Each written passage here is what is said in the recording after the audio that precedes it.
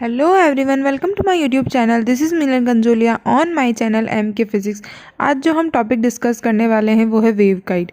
So what is the use of wave guide and why it is introduce in our physics. Wave guides are use for the transmission of high frequency waves such as radio waves, radar signal, etc. And there are different type of waveguides are available based upon their structure and depending upon the patterns of the wave, different modes exist in the waveguide.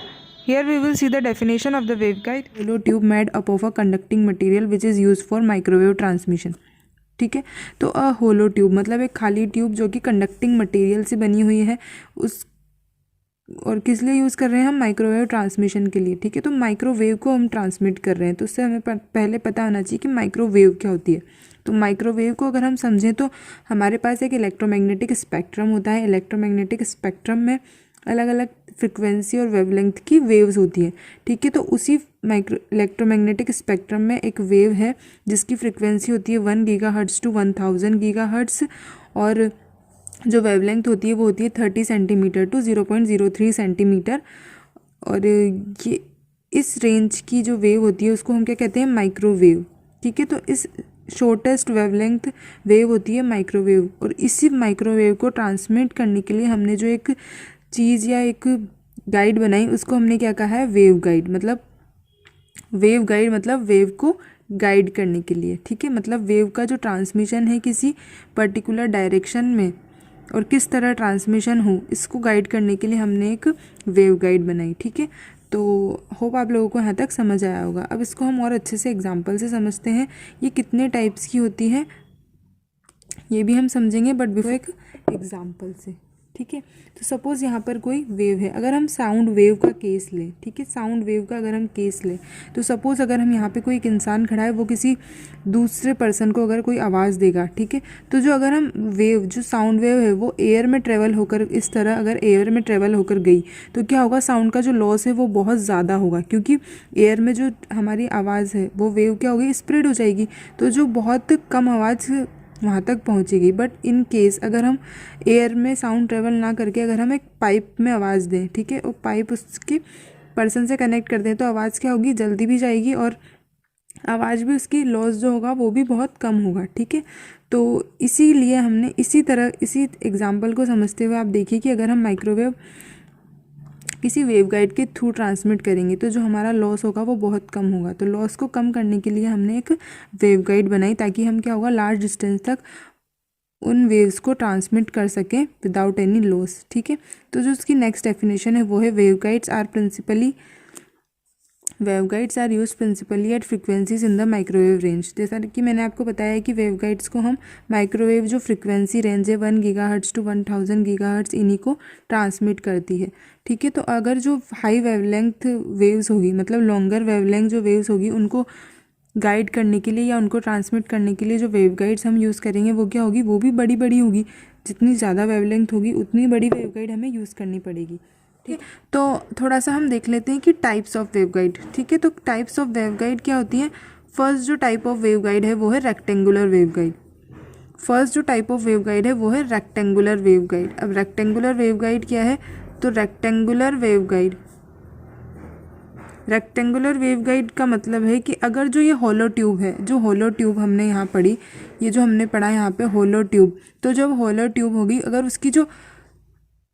उसका जो shape है वो अगर rectangle हो गया, rectangular shape हो गया तो वो कौन सी वेवगाइड हो गई? Rectangular waveguide. और इसी hollow tube in rectangular shape made up of a conducting material is called rectangular waveguide. ठीक है, तो यहाँ पे ये जो है ये कौन सी है? ये है हमारा स्मॉल है डायमेंशन और ये जो है ठीक है, तो जो रेक्टेंगुलर वेवगाइड है उसकी जो डेफिनेशन होगी वो किस तरह होगी? If the cross section of the metal tube is rectangular then the waveguide is called rectangular waveguide. जैसे कि मैंने आपको बताया कि अगर जो ट्यूब का जो क्रॉस सेक्शन है वो अगर रेक्टेंगल हो गया तो क्या हो गई? वो रेक्टेंगुलर वेवगाइड हो गई। The plane waves are reflected from walls to wall and this process result in the component of the electric field and magnetic field in the direction of propagation of the wave. ठीक है, तो यहाँ पे उसने बोला है कि जब प्लेन वेव्स बहुत बार रिफ्लेक्टेड होगी वॉल्स से, किसी भी वेवगाइड की वॉल से जब प्लेन वेव रिफ्लेक्ट होगी तो क्या होगा? इलेक्ट्रिक फील्ड और मैग्नेटिक फील्ड कंपोनेंट जनरेट होगा। ठीक है, तो यहाँ पर अब वेवगाइड में क्या आ चुका है? इलेक्ट्रिक फील्ड और मैग्नेटिक फील्ड कंपोनेंट। इनकी वजह से जो मॉड एग्जिस्ट करेंगे वो भी हम अभी देखेंगे, ठीक है। इन the direction of propagation wave, तो डायरेक्शन ऑफ प्रोपोगेशन वेव क्या होगा, तो जिस डायरेक्शन में वेव प्रोपोगेट हो रही है, और वेव किस डायरेक्शन में प्रोपोगेट हो रही है, तो direction of the propagation of the wave क्या है, जेड एक्सिस, क्योंकि एक्स और वाई एक्सिस में क्या है, वेव गाइड रखी हुई है, और वेव किस तरह ट्रेवल कर रही है, इस तरह, और डायरेक्शन ऑफ प्रोपोगेशन क्या है इसका, वेव का जेड एक्सिस की डायरेक्शन में प्रोपोगेट कर रही है। तो जो इलेक्ट्रिक और मैग्नेटिक फील्ड के जो कंपोनेंट होंगे वो भी किस डायरेक्शन में होंगे, वो भी जेड एक्सिस की डायरेक्शन में भी होंगे, ठीक है। इसको हम और अच्छे से समझेंगे जब हम रेक्टेंगुलर और सर्कुलर वेव गाइड को डीपली पढ़ेंगे, ठीक है। तो next type of wave guide है वो है circular wave guide. Circular wave guide की डेफिनेशन क्या होगी, if the cross section of the wave guide is circular then the wave guide is called circular wave guide. तो अगर जो होलो tube है उसका जो क्रॉस सेक्शन है वो हो गया सर्कुलर। सर्कुलर मतलब इस टाइप का अगर क्रॉस सेक्शन हो गया किसी भी गाइड का, तो वो कौन सी गाइड हो गई, सर्कुलर वेव गाइड, ठीक है। ये हो गई हमारे पास सर्कुलर वेव गाइड। तो ये क्या है, ये क्या है, radius of the circle, radius of this cylinder, और ये क्या हो गई इसकी लेंथ, ठीक है। तो ये हो गई हमारे पास सर्कुलर वेव गाइड। अब इन सर्कुलर वेव गाइड में इलेक्ट्रिक और मैग्नेटिक फील्ड इंट्रोड्यूस होने के बाद कौन कौन से मॉड एग्जिस्ट करेंगे, ठीक है, तो वो हम देखते हैं। फर्स्ट जो मोड होगा वो होगा डोमिनेंट मोड। तो किसी भी वेव गाइड में जो डोमिनेंट मोड होता है वो कौन सा मोड होता है, the dominant mode in a wave guide, the dominant mode in a particular wave guide is the mode having the lowest cut off frequency, ठीक है।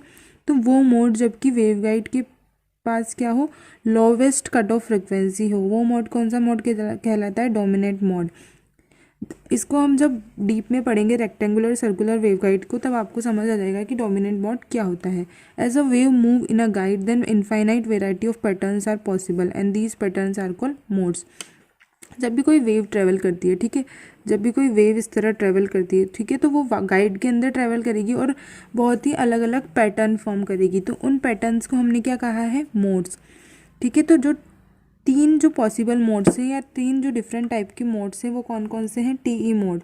टीई मोड मतलब transverse electric mode. Transverse electric mode का अगर mathematical हम देखें तो क्या है, E Z will be is equals to zero. Electric mode में क्या होगा, जो इलेक्ट्रिक फील्ड का जेड कंपोनेंट है, मतलब इलेक्ट्रिक फील्ड जेड डायरेक्शन में ही प्रोपोगेट कर रही है, ये हम पहले समझ चुके हैं। तो जो इलेक्ट्रिक फील्ड का कंपोनेंट है वो क्या होगा, ज़ीरो होगा, और मैग्नेटिक फील्ड का कंपोनेंट एग्जिस्ट करेगा।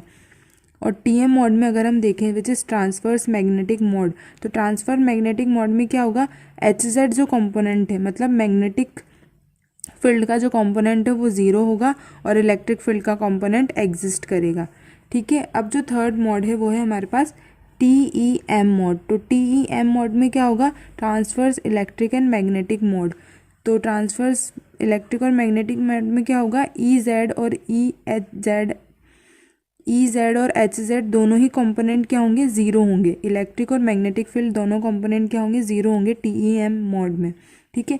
तो इन मोड के अंदर डोमिनेंट मोड एग्जिस्ट करेगा। डोमिनेंट मोड में क्या होगा, जो फ्रिक्वेंसी है, जो कट ऑफ फ्रिक्वेंसी है वो क्या होगी, सबसे कम, मतलब मिनिमम कट ऑफ फ्रिक्वेंसी जो जिस मोड पे होगी वो क्या होगा, डोमिनेंट मोड, ठीक है। वो क्या होगा हमारे पास, डोमिनेंट मोड।